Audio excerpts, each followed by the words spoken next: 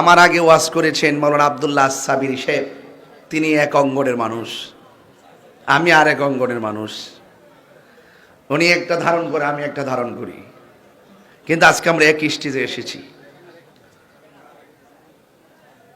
যার যেটা ধারণ করা সেটা করবে।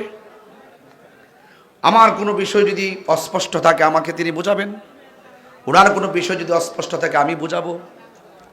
দুজনে বুঝে যদি এক হয়ে যেতে পারি তাহলে লিটন দেওয়ান চিশতি সাহেব মাঠটাকে কি ছোট করলো নাকি আরো বড় করলো?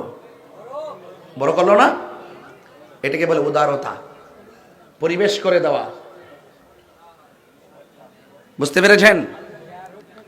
আজকেরই মাহফিল একটি আধ্যাত্মিক সেতু বন্ধন, আধ্যাত্মিক মিলন কেন্দ্রের প্রেক্ষাপট। তখনই আমরা সাধন করতে পারবো যদি আমাদের মাঝে চারটা কোয়ালিটি থাকে। কয়টা কোয়ালিটি? চারটা। এক নম্বর, আল্লাহ পাকের ইবাদত, নবী পাকের মোহব্বত, আউলিয়া কিরামের সোহবত, মা বাবার খেদমত। এই কোয়ালিটিগুলো একটি মানুষের অন্যতম ভূষণ। এটাকে আমরা ধারণ করতে হবে। এদিকে মানে একটু কথা বলতেছেন আপনারা না?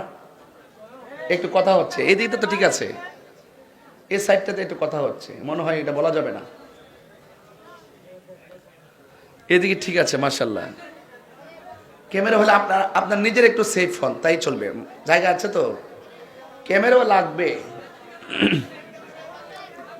ক্যামেরাও বাবা লাগবে। আপনারা একটু নিজেকে সেভ করেন, ক্যামেরার ফাঁকে ফাঁকে আপনাদের চোখগুলো দেন। আমাকে যে চিনতে পারছেন এই ক্যামেরাই।